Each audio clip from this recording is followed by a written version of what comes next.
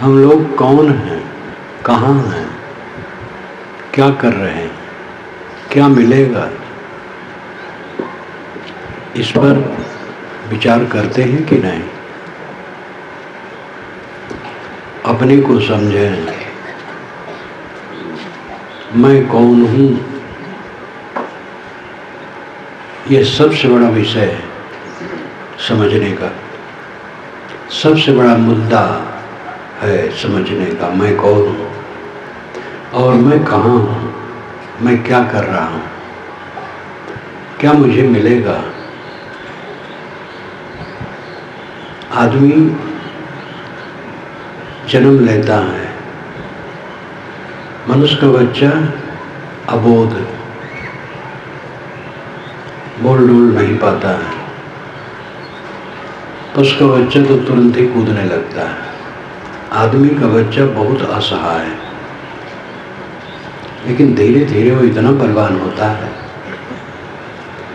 कि बाघ सिंह को ही बस में कर लेता है। लेकिन वो बहिर्मुख ही रहता है, अपने पर कभी ध्यान नहीं देता। इस संसार में कम ऐसे नर नारी हैं जिनमें जिज्ञासा हो। जिज्ञासा का मतलब है ज्ञान की पिपासा, और वह ज्ञान जो आत्मज्ञान है। बाहर के ज्ञान की भी जरूरत है, विधि, कानून, चिकित्सा, शासन, कृषि, रसायन विज्ञान, पदार्थ विज्ञान, मनोविज्ञान, वनस्पति विज्ञान, जीव विज्ञान, ये सब जानने की जरूरत है। जो जैसी योग्यता रख सके रखे, जाने समझे। लेकिन सबसे जरूरी है आत्मविज्ञान। एक वकील है तो उसे डॉक्टर होने की जरूरत नहीं है। वकालत से वो समाज की सेवा करेगा और अपना और परिवार का गुजर करेगा। और एक डॉक्टर है, उसे वकील बनने की जरूरत नहीं। अगर ठीक से कोई किसानी करता है तो और कुछ करने की आवश्यकता नहीं, उससे काम हो जाएगा। कोई व्यवसाय करता है तो उसे किसानी की जरूरत नहीं है।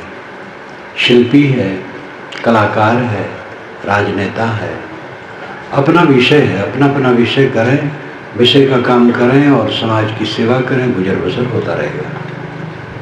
लेकिन अध्यात्म का विषय ऐसा है जो सबके लिए जरूरी है।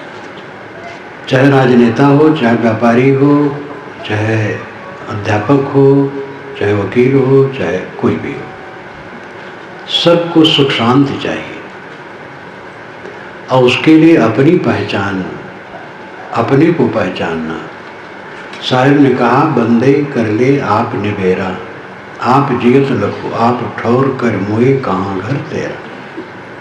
अरे बंदे, तू अपने आप का छुटकारा कर ले। जीते जीते अपने को समझ और अपना कल्याण कर। आपन को आपो ही बिसरो। हम अपने सत्य को खुद भूल गए हैं। हम समझते हैं हम स्त्री हैं, पुरुष हैं, काला है, गोरा है, ब्राह्मण है, शूद्र है, हिंदू है, मुसलमान है, अशिक्षित है, शिक्षित है, धनी है, गरीब है, ये सब हम कुछ नहीं। जो मैं है वो शुद्ध चेतन है। आप शुद्ध चेतन है, उसी को आत्मा कहते हैं, जीव कहते हैं। ब्रह्म ईश्वर इत्यादि उसी के पर्याय हो सकते हैं। ब्रह्म ईश्वर बाहर से कहीं कुछ नहीं मिलता है। चारों वेदों में मैंने कहीं नहीं पाया कि कहीं ईश्वर मिलता है। शास्त्रों में भी नहीं पाया, उपनिषदों में भी नहीं पाया। ये महाकाव्य और पुराणों में लंबी चौड़ी बात बताई गई है। बाहर से जो मिलता है वो माया की चीज है। पहले ये सोचिए कि आपको मिलने के साधन कौन कौन है। आँख, नाक, कान, जीभ, चाम, मन, ये 6 साधन हैं मिलने के लिए। तो साधन तो 5 हैं, मन तो सहायक है। आँख से जो मिलेगा वो रूप होगा, कान से मिलेगा वो शब्द होगा, नाक से मिलेगा वो गंध, जीभ से मिलेगा वो रस, चाम से मिलेगा वो स्पर्श। 5 विषय दुनिया में है, छठा विषय नहीं है, और उनको ग्रहण करने के लिए 5 ज्ञानेंद्रियां, आँख, नाक, कान, जीभ, चाँद। तो इनसे तो ये 5 विषय मिलते हैं, और मन से इन मिले हुए विषयों का हम स्मरण करते हैं। परमात्मा कैसे मिलेगा? किस साधन से? और जो मिली हुई वस्तु छूट जाती है। परमात्मा मिलेगा नहीं क्योंकि वो छूटा नहीं। एक युवक ने मुझसे एकांत क्षण में पूछा था, महाराज परमात्मा कब मिलेगा?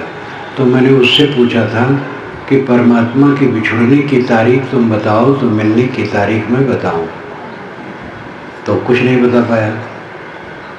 परमात्मा बिछुड़ा ही नहीं है। परमात्मा प्रेतात्मा, दुष्टात्मा, शुद्धात्मा, महात्मा, परमात्मा, इन सारे शब्दों में आत्मा मूल है। प्रेतात्मा गया हुआ आत्मा, प्रेत का मतलब जो चला गया, प्रेतात्मा। दुष्ट आत्मा का अभिप्राय है गलत स्वभाव का आत्मा। शुद्ध आत्मा का मतलब है अच्छे स्वभाव का आत्मा। महात्मा का अर्थ है इंद्रियजित आत्मा, जिन्होंने इंद्रियों को जीत लिया है। और परमात्मा का अर्थ है गुणातीत आत्मा, परमात्मा, वह आत्मा जो परम हो गया, गुणों से ऊपर, सतरजतम, तीनों गुणों से ऊपर। उसको व्यवहारिक भाषा में कहा जाए राग द्वेष से ऊपर, जिसके चित्त में किसी वस्तु के लिए राग नहीं है और द्वेष नहीं है, वह परमात्मा हो गया।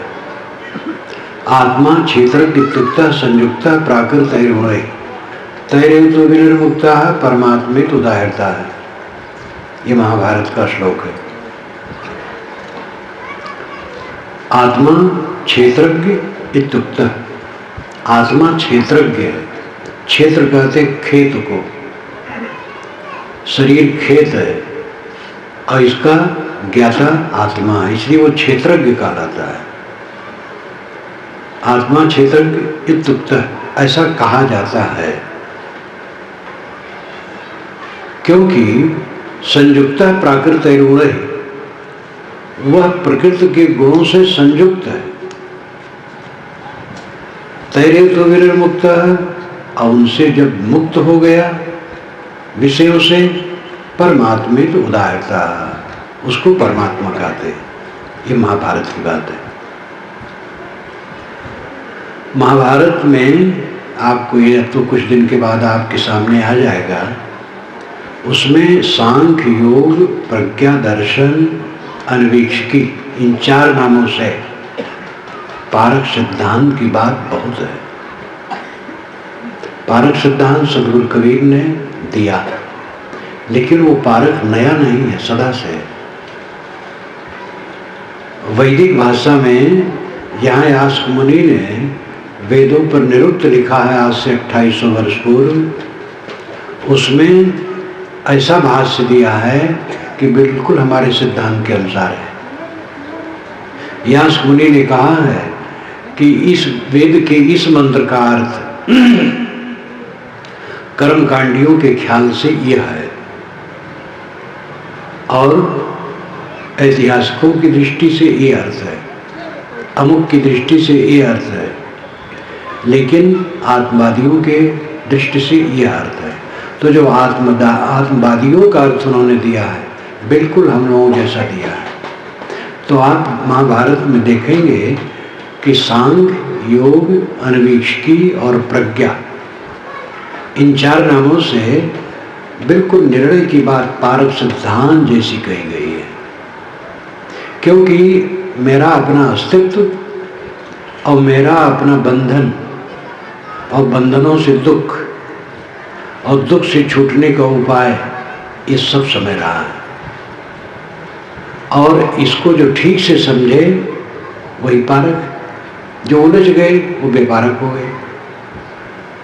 ऐसी बातें बारंबार आती है। उसी महाभारत का ये मंत्र है। हमारे साधु अभी आए हैं, बताते हैं, इलाहाबाद से आए हैं, कि शायद फोन आता रहता है महाभारत मीमांसा निकल गई, बहुत पुराना था।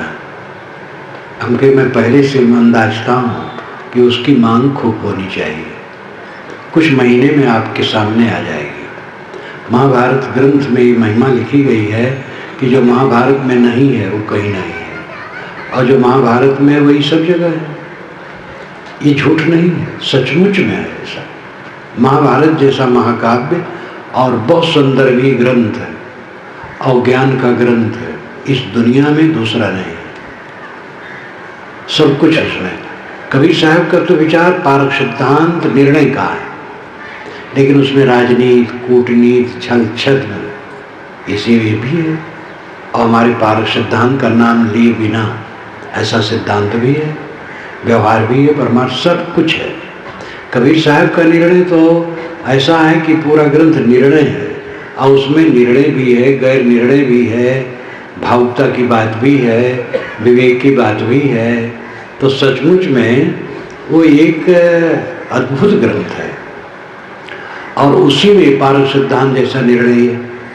आत्मा क्षेत्रज्ञ तुक्त संयुक्त प्राकृत गुण तैरेवतो विनिर्मुक्ता परमात्मित उदाहरता। आत्मा प्राकृतिक गुणों से संयुक्त होने के कारण, विषयों से संयुक्त होने के कारण क्षेत्रज्ञ कहलाता है, और जब विषय वासनाओं से निवृत्त हो जाता है तब परमात्मा कहलाता है। और यही सदगुरु कबीर कहते हैं, नर नारायण रूप है तू जन जाने दे। और अपनी परिभाषा में सब कहते हैं। दो उपासनाएं मुख्य हैं।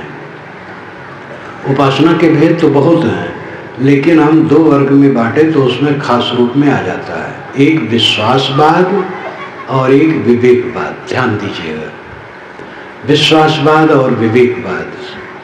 विश्वासी मानता है कि परमात्मा हमसे अलग है, विवेकी मानता है परमात्मा हमसे अलग नहीं है।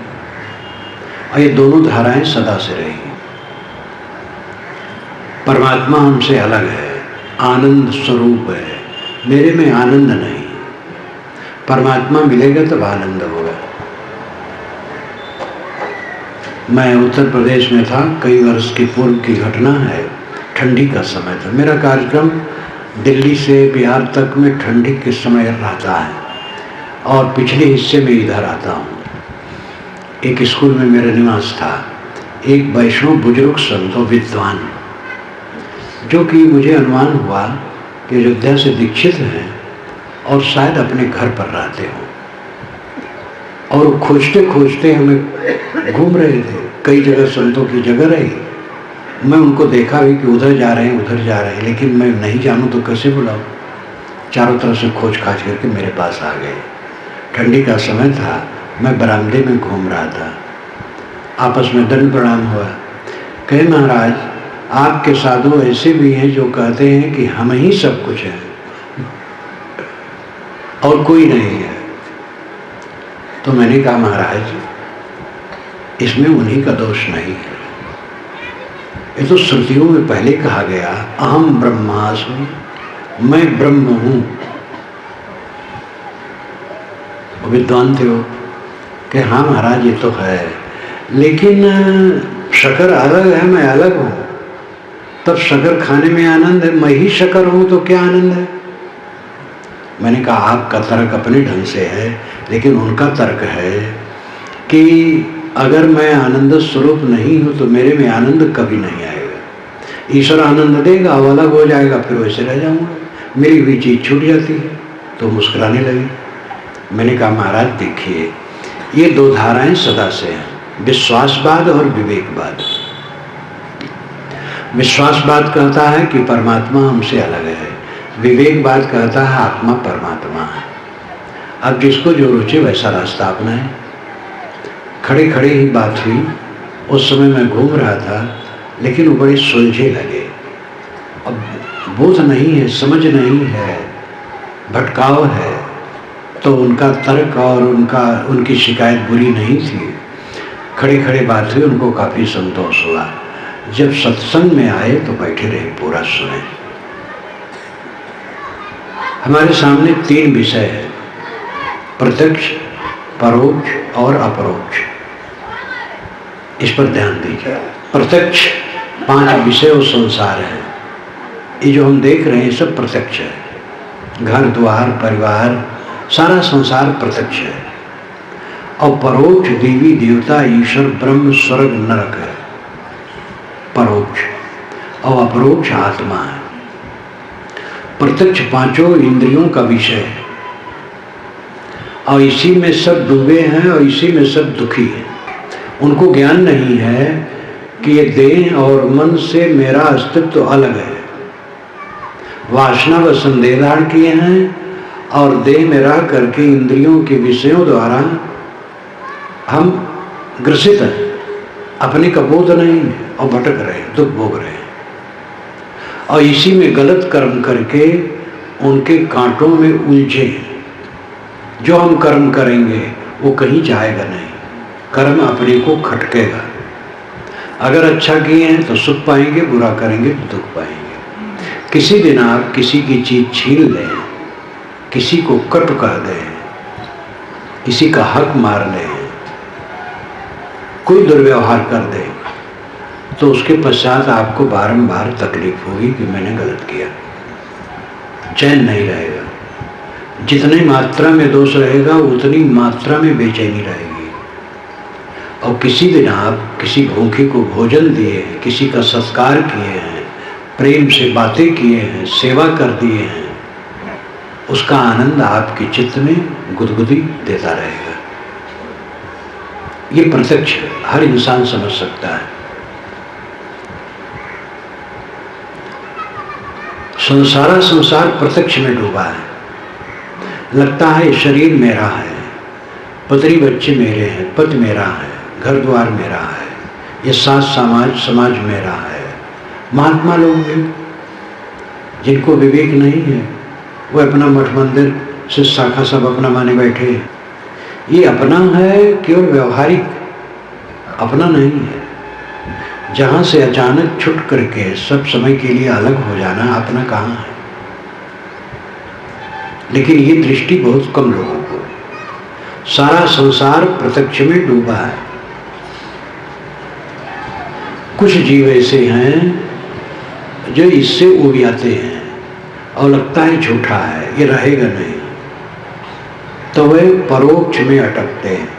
कोई देवता, कोई ईश्वर, कोई अवतार, कोई पैगंबर, कोई लोकांतर है, जैसे वो किताबों में पढ़े हैं, जैसे सुने हैं, और कुछ अपनी अटकलबाजी उसके अनुसार कुछ उपासना करने लगते हैं। तो परोक्ष में घूमते हैं। मैं स्वयं इस पर किया सगुण उपासना में, राम का ध्यान, कृष्ण का ध्यान, विष्णु का ध्यान, शिव का ध्यान, और निर्गुण ब्रह्म की मन की कल्पना। उसमें ध्यान तो कुछ होता नहीं है, मन की कल्पना करूं सर्वत्र व्यापक है, इस ढंग से। तो इस प्रकार परोक्ष में आदमी घूमता है तो उसको कुछ संतोष होता है। ये दुनिया के धाएं धाएं से कुछ अलग होता है। कोई अवतार का, कोई भगवान का, कोई परमात्मा का स्मरण करता है, ध्यान करता है, चिंतन करता है, तो उसके मन में थोड़ा संतोष होता है, लेकिन बोध नहीं होता है। जब अपरोक्ष बोध होता है तब संतोष मिलता है। अपरोक्ष स्वयं प्रत्यक्ष, प्रत्यक्ष परोक्ष और अपरोक्ष ये 3 विषय है। प्रत्यक्ष है संसार, परोक्ष है देवादि ईश्वरादि, और अपरोक्ष है आत्मा। भारतीय परंपरा में जो शास्त्र हैं, वेद में कर्मकांड बहुत है, लेकिन जहाँ आत्मज्ञान का विषय है वहाँ अपरोक्ष आत्मा के लिए है। और उपनिषदें तो उसी के लिए हैं, आत्मा के विषय में। आत्मानं चेत विजानीयात् अयमस्मीति पुरुषः किमिच्छन् कस्य कामाय शरीर मन संजरे। ये उपनिषद का वचन है। जिसने समझ लिया यह आत्मा ही परम पुरुष परमात्मा है, वो किस इच्छा से, किस कामना से शरीर का अहंकार लेकर के इसका जड़ चढ़ाए रखेगा। जिसने समझ लिया आत्मा परमात्मा है, तो ये तो बहुत गरिमा की बात है कि भारतवर्ष में पुरा काल में आत्मज्ञान का विषय ऋषियों ने दिया है, लेकिन पंडितों ने पुराणों महाकाव्यों का प्रचार किया, क्योंकि उसमें कमाने खाने का साधन है। उपनिषदों में कमाने खाने का साधन नहीं है, उसका उन्होंने विकास नहीं किया। इसलिए पूरा हिंदू समाज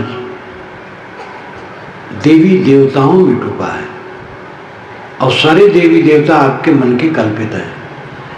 आत्मज्ञान दूर हो गया है। कबीर साहब ने आत्मज्ञान पर जोर दिया और कहा सच्चे देवी देवता को समझो। सच्चे देवी देवता कहाँ हैं? ये प्रत्यक्ष बैठे हैं, इधर देवता बैठे, इधर देवियां बैठी हैं।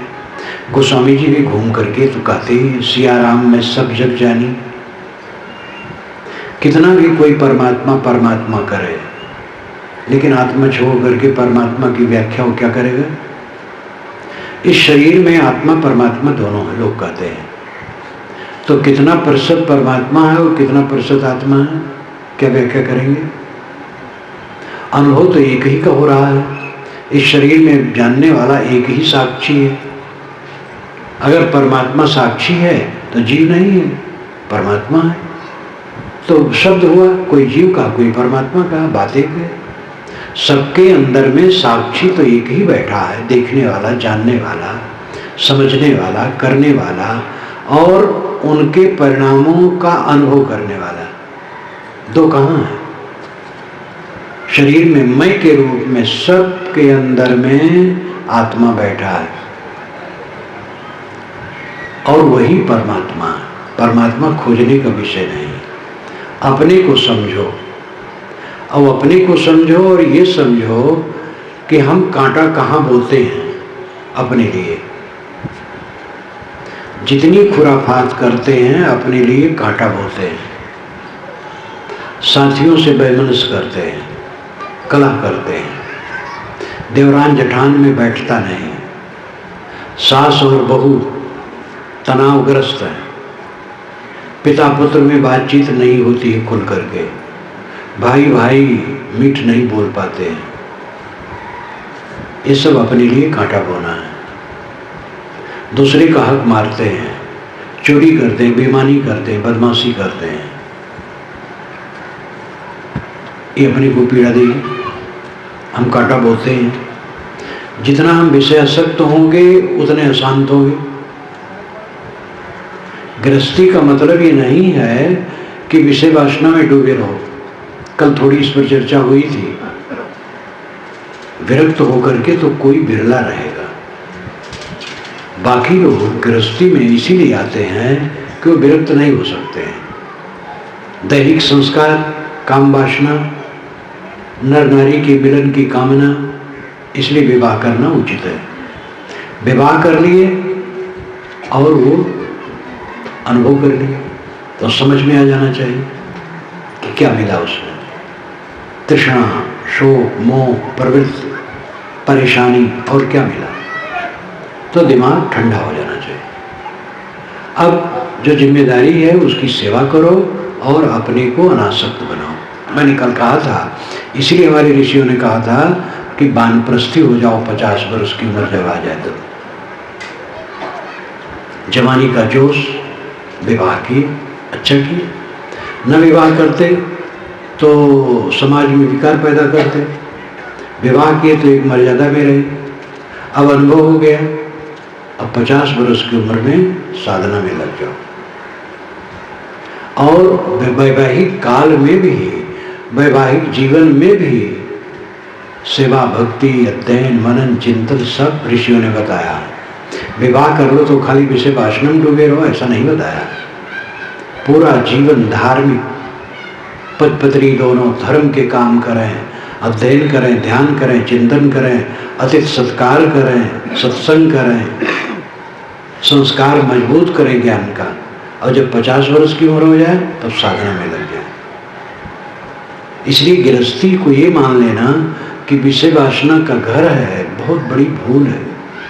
जितना अपने को विषयों में डुबाओगे उतना दुख पाओगे।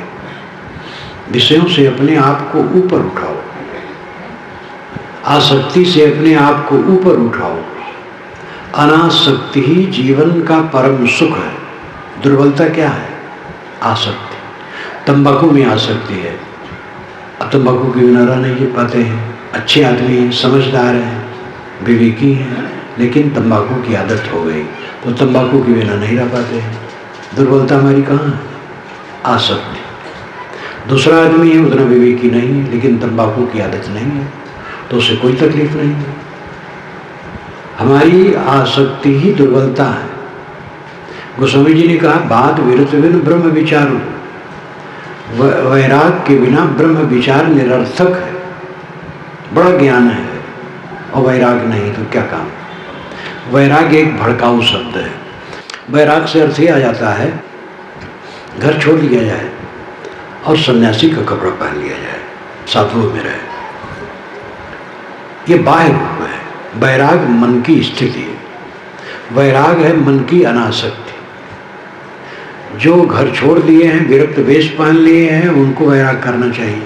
और जो घर में हैं, गृहस्थिक कपड़ा पहने हैं, नर नारी हैं, उनको भी वैराग करना चाहिए।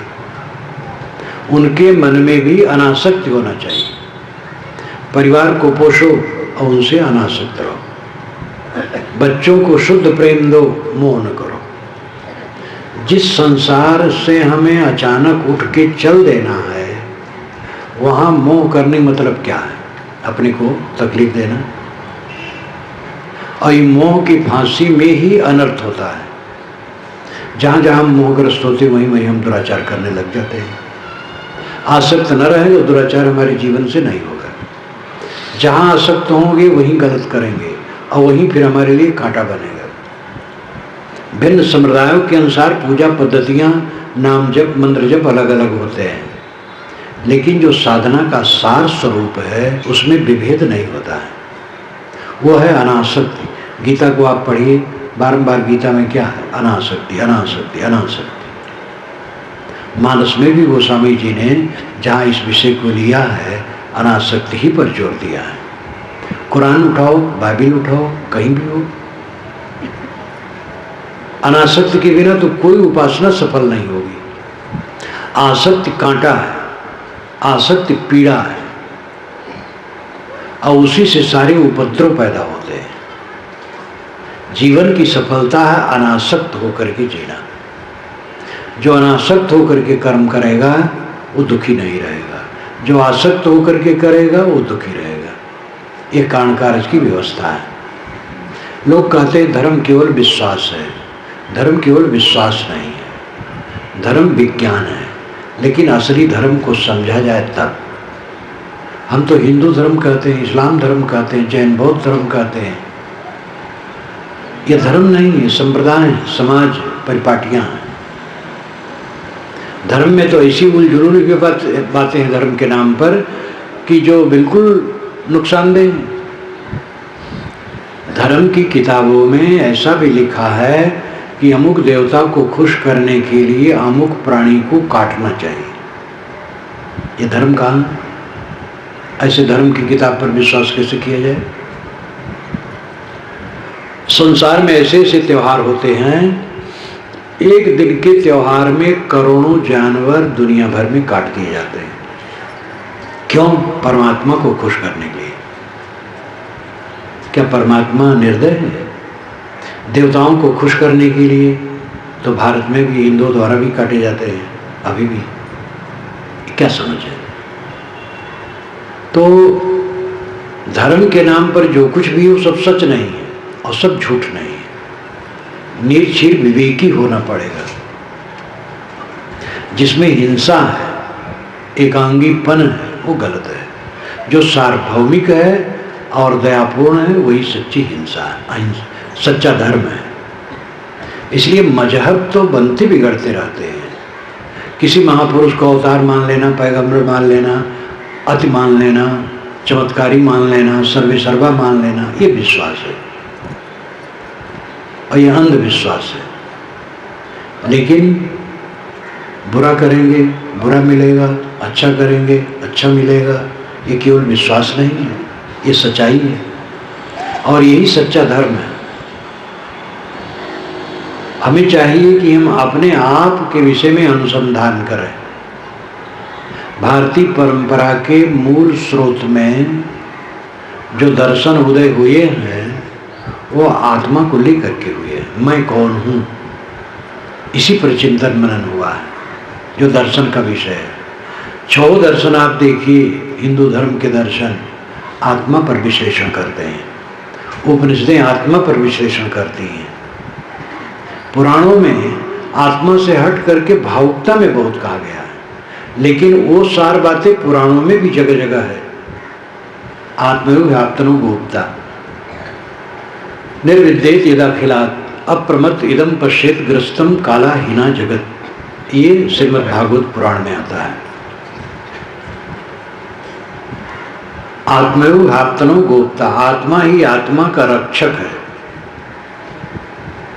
निर्विद्येत यदाखिलात्, जब वह सबके प्रति निर्वेद हो जाएगा, सबकी आसक्ति छोड़ देगा, तब आत्मा आत्मा का रक्षक हो जाएगा। अगर आपने सबकी आसक्ति छोड़ दी तो आप अपने कल्याण करने वाले हो गए। ये बात कितना सार्वभौमिक है। अप्रमत्त इदम पश्येत ग्रस्तम काला हीना जगत, प्रमाद छोड़ करके देखो कि काल रूपी सांप पूरे संसार को पकड़ रखा है। हम लोग काल सांप के पेट में घूम रहे हैं। काल रूपी सांप के पेट में हम रहते रहते खेत जाते हैं, ऑफिस जाते हैं, घर जाते हैं, कारखाने जाते हैं, देश विदेश घूमते हैं। काल के पेट में ही हम सब घूम रहे हैं। ग्रस्तम काला अहिना जगत, ग्रस्तम काल अहिना जगत, काल रूपी सांप से पूरा संसार ग्रस्त है। सब प्राणी दीन है, काल के पेट में है, घड़ियाल के पेट में सब घूम रहे हैं। ये परम सच्चाई है, पुराण में है। तो पुराण में भी अच्छी अच्छी बातें, इसलिए पुराणों को तिरस्कार नहीं होना चाहिए। जरूरी है नीर क्षीर ग्रहण करना। हमारा क्या है, हमारा कौन पंथ है? व्यवहारिक पंथ है, कबीर पंथ है, वैष्णव पंथ है, ये पंथ है, वो पंथ है। आत्मा का कोई पंथ नहीं है। आत्मा हिंदू मुसलमान नहीं है। आत्मा का वेद और कुरान का कोई पक्ष नहीं है।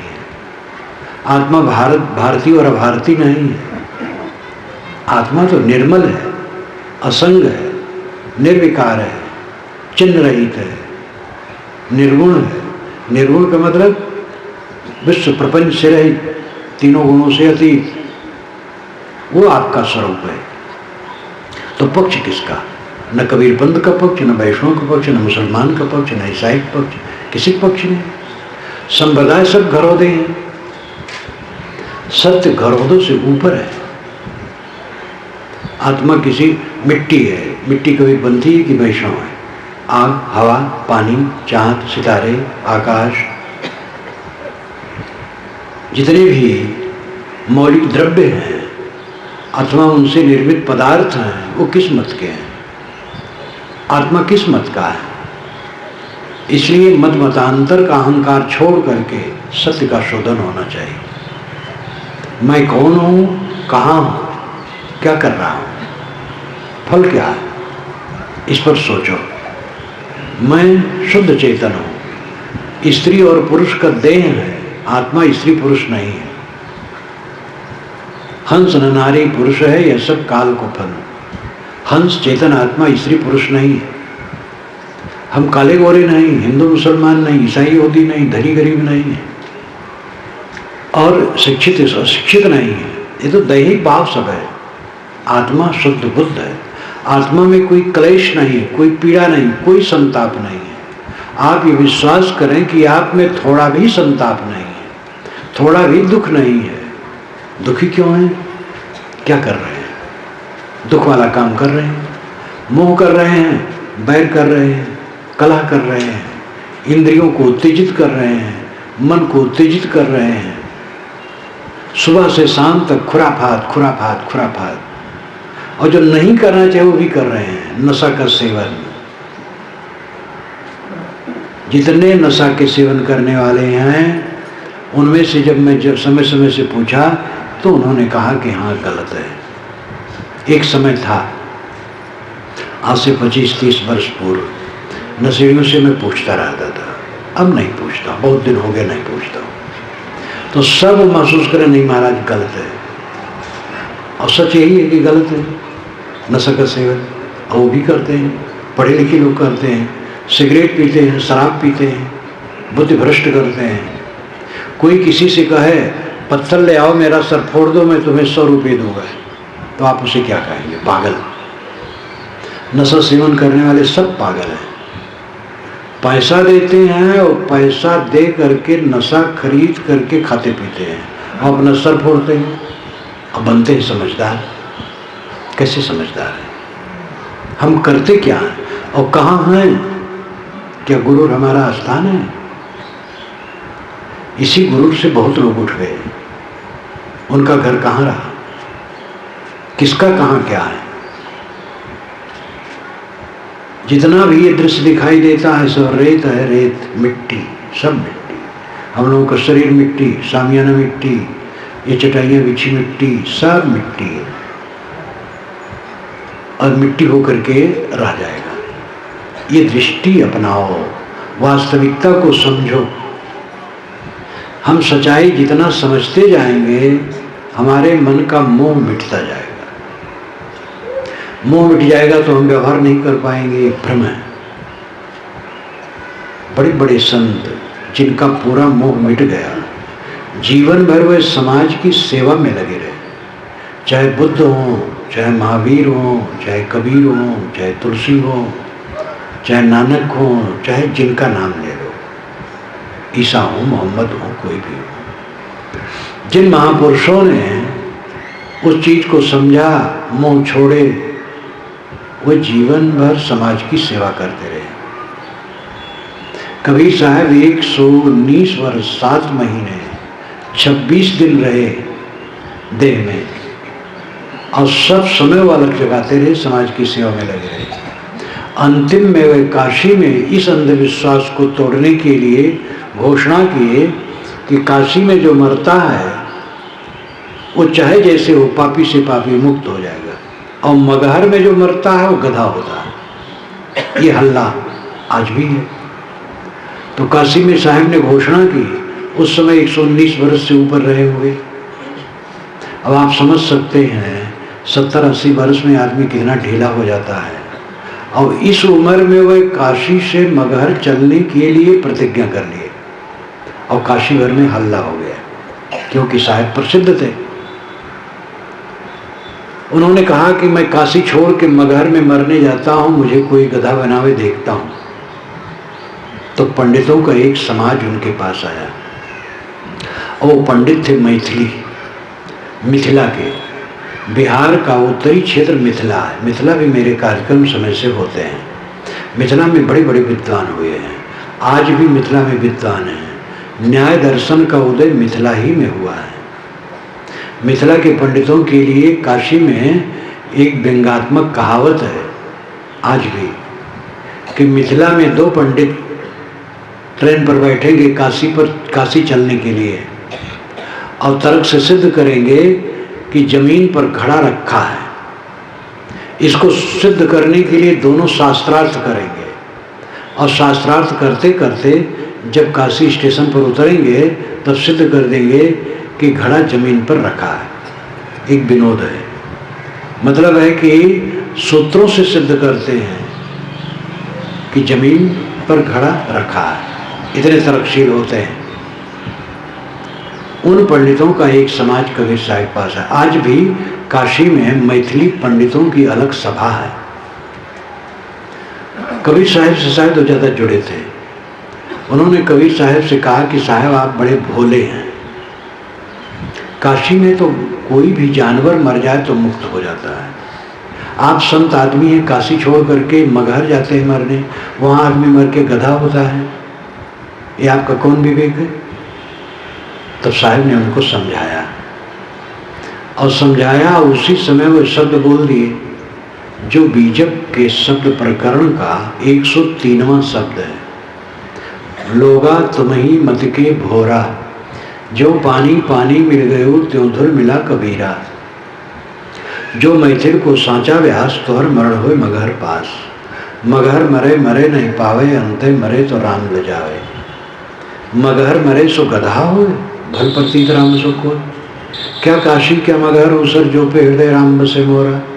जो काशी तन तजे कबीरा तो रामय को कौन न्योरा। साहब ने कहा है पंडितों, मैं भोला नहीं हूं, आप लोग भोले हैं। लोगा तुम ही मत के भोरा, अय पंडितों तुम लोग भोले हो। जो पानी पानी मिल गयो त्यों धुर मिला कबीरा, जैसे पानी में पानी मिला दो तो अलग नहीं कर पाओगे। ऐसे कबीर राम में इतना मिल गया है कि किसी की हस्ती नहीं है जो उसको अलग कर दे। जो मैथिल को सांचा व्यास तोहर मरण होए मगहर पास। अगर तुम मिथिला के सच्चे पंडित हो तो तुम्हारा मरना भी मगहर में होना चाहिए। उन लोगों ने कहा क्यों महाराज? तो साहिब ने कहा मगहर मरे मरे नहीं पावे अंते मरे तो राम ले जावे।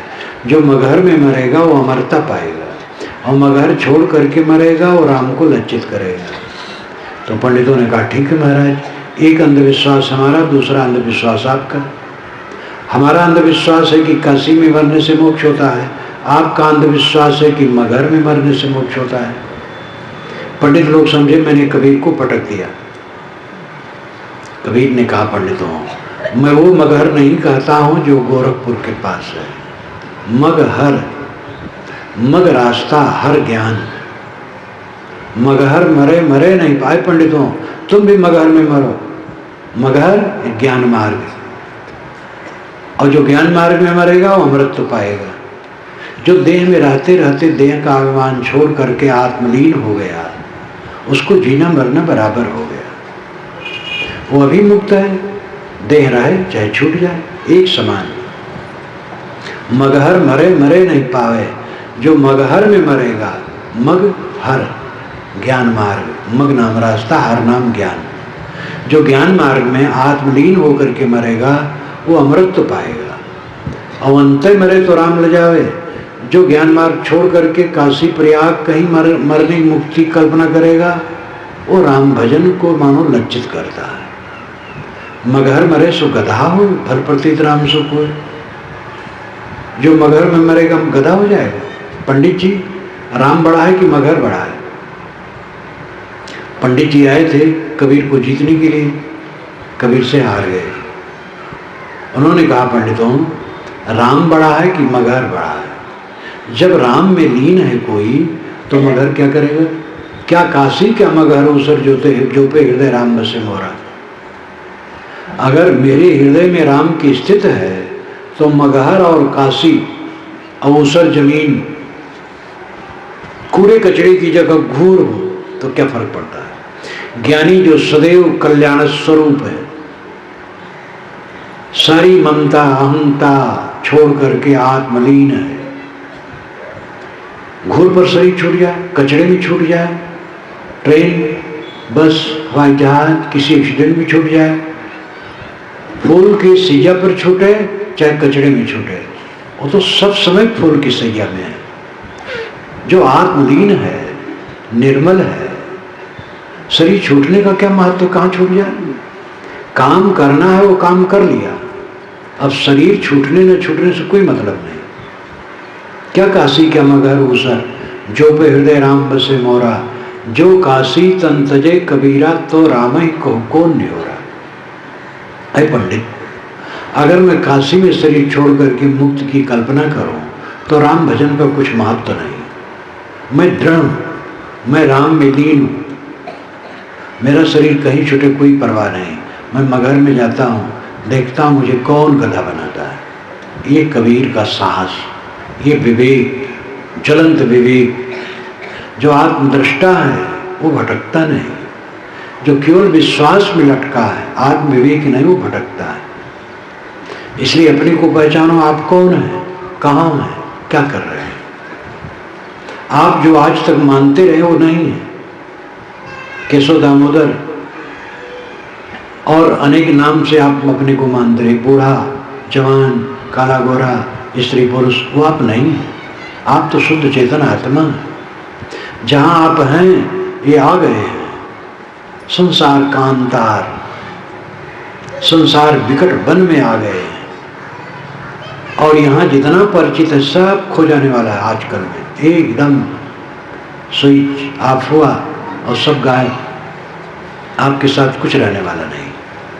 क्या करते हैं आप? राग द्वेष, और उसका फल दुख भोगते हैं। अपने को राग द्वेष से निवृत्त करो। जैसी कहे करे पुनितैसी राग द्वेष निर्वारे, तामे घटे बढ़े रतियों ने ये विधि आप समारे। साहब कहते जैसा कहे वैसा करे, राग द्वेष का त्याग करे और रत्ती भर विचलन न हो। जो मोह छोड़ देता है वो काम करना छोड़ देता है, ये भ्रम है। वेद के समस्त ऋषि कर्म कर हल चलाते हैं, कपड़ा बुनते, घर घर कपड़ा बुना जाता है, दवाई कूटते हैं, सारा काम करते हैं। वेद क्या कहते हैं? मेरी लिखी पुस्तक है, आप पढ़ लीजिए। चारों वेदों के समस्त विषयों को 121 संदर्भों में रख दिया गया है। अब आप उसको पढ़ करके वेदों से भी मिला सकते हैं, सब नंबर दिया गया है। वेद के ऋषि सब कर्म कर मोटा काम करते हैं। उपनिषद के ऋषि कर्म कर हैं, शास्त्र के ऋषि कर्म कर हैं। श्री कृष्ण महाराज गोचारक हैं, उनके बड़े भाई बलराम हल धारक हैं। हल तो पंडित लोग कहते हैं ये युद्ध में हल का उपयोग करते थे। ये बताओ, आपके पास हल रखा हो, डंडा रखा हो, आपको कोई मारने आए तो हल उठाएंगे कि डंडा? हल उठाएंगे तो पीठ डाले जाएंगे, डंडे से काम बनेगा, हल से नहीं। अगर बलराम हल चलाते रहे तो क्या बुरा है? वेद के ऋषि हल चलाते हैं। अन्न खाना बुरा है तो बुरा नहीं है, तो हल चलाना कैसे बुरा है? ये तो बड़ व्यवस्था के कोढ़ ने हमारे दिमाग में भर दिया है कि मोटा काम करने वाला छोटा है और खाली पूजा पाठ करने वाला बड़ा है। जीवन के जितने काम हैं सब पवित्र हैं। किसी की हिंसा न करे, किसी को तकलीफ न दे, और जितने कर्तव्य कर्म हैं सब पवित्र हैं। इन बातों पर ध्यान देने की आवश्यकता है। तो हम इस जीवन में जहाँ पर हैं यहाँ हमारा कुछ नहीं है। 4 दिन का मेला है, मुसाफिर खाने मिले और गए। इसको लेकर के राग द्वेष करना, मन खराब करना, कलह करना, एक दूसरे से दुखदायी बात कहना कितना पाप है। और यही सब पाप करके हम अपने दुख के कांटे में फंसे हैं। इसका निर्वाह करें, यही जीवन की सफलता हो। फिर राम रहीम आप जो कहना चाहें कहें, उसके लिए कोई रोक नहीं है। असली काम है चित्त के विकारों को दूर करना। चित्त निर्मल होगा तो वाणी निर्मल होगी, कर्म निर्मल होंगे। जिसके मन वाणी कर्म निर्मल है उसके समान कोई भगवत भक्त है? रागाद्यतम हृदय वाग दुष्टा निर्दाधवी हिंसाद रहता कायश्चित ईश्वर पूजनम, ये भी श्रीमद् भागवत का मंत्र है।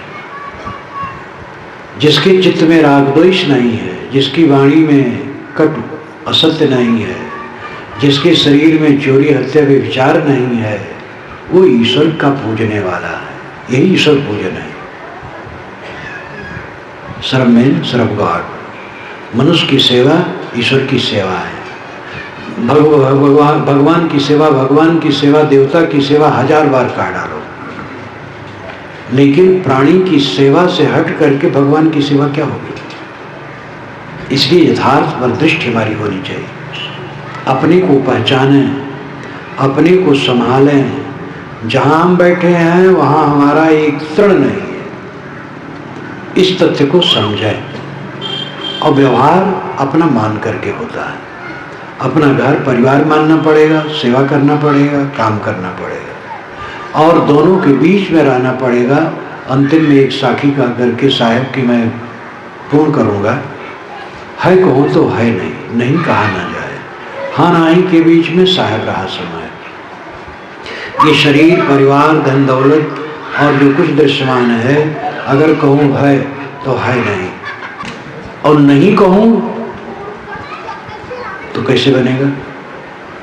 ये शरीर है कहूँ तो है नहीं, मिट जाएगा। लेकिन नहीं कैसे कहूँ? जब तक है तब तक काम करना है, खाना पीना है, बर्ताव करना है। इसलिए है नहीं के बीच में साहेब रहा समाये। विवेकवान हाँ नहीं के बीच में रहता है भी नहीं भी। अविवेकी आदमी है मानता है, विवेकी आदमी है और नहीं दोनों को समझता है। अविवेकी आदमी समझता मेरा शरीर है, मेरी पत्नी है, मेरे बच्चे हैं, मेरा पति है, मेरा दर है, मेरा घर है, मेरे क्या नहीं। विवेकवान समझता है ये है जो बहुत क्षणिक है, और नहीं है वो अनंत काल के लिए। शरीर मेरा है कब तक के लिए? कुछ वर्ष के लिए, कुछ दिन के लिए, कुछ मिनट के लिए, कुछ सेकंड के लिए। और जब मिटेगा तब कब तक के लिए मिट जाएगा? अनंत काल के लिए। तो है कण बराबर और नहीं है पर्वत बराबर। ये दोनों दृष्टियां उसकी होती हैं। इसलिए वो व्यवहार करता है, लेकिन मोह को जीत करके करता है। जो मोह जीत करके व्यवहार करता है वो पाप नहीं करता है, और जो मोह में ग्रस्त होकर काम करता है वो पाप करता है, और पाप ही अपने को ताप देता है। इन बातों पर ध्यान दे। ये न कोई कबीर पंथ है, न वैष्णव पंथ है, न इस्लाम है, न वेदांत है। ये आपके अस्तित्व बोध की व्याख्या है। आप हैं, हम हैं, और हम दुखी हैं, प्रत्यक्ष है, असंतुष्ट हैं, पीड़ित हैं, क्योंकि अपने को समझते नहीं। प्रवचन में केवल इशारा किया जाता है, प्रवचन में आपको पूरा बोध नहीं हो जाएगा। प्रवचन सुन करके आपको भूख लगनी चाहिए, और ऐसे साहित्य पढ़ना चाहिए, और ऐसे संतों और भक्तों की संगत करनी चाहिए, और स्वयं अनुसंधान में लगना चाहिए, तब ये मिलेगा। मुझे ऐसे मिला। मैं संतों की बात मैंने सुनी आज से 60 वर्ष पूर्व, और मुझे चोट लगी। जो मैं मानता था उसमें कई बातें खटकी, लेकिन मैं उसके पीछे पड़ गया और देखा, सुना, समझा, ऐसे भक्तों संतों की संगत की, ऐसा चिंतन मनन किया और लाभ मिला। और वही रास्ता सबके लिए है। केवल प्रवचन सुन करके सारा बोध हो जाए मुश्किल है। यहाँ तो भूख जगाने के लिए कहा जाता है। आपको भूख जगनी चाहिए। अब आप स्वयं लग जाएं और रोज इसके लिए समय निकालें, तो देखेंगे जीवन में कितना परिवर्तन आएगा। इसी जीवन में परम शांत, परम क्लेश मुक्त, कोई दुख नहीं, कोई संताप नहीं, कोई पीड़ा नहीं। सुख से सोएंगे, सुख से जागेंगे, सुख से जिएंगे और मरना भी सुख से होगा। यही जीवन की सफलता है।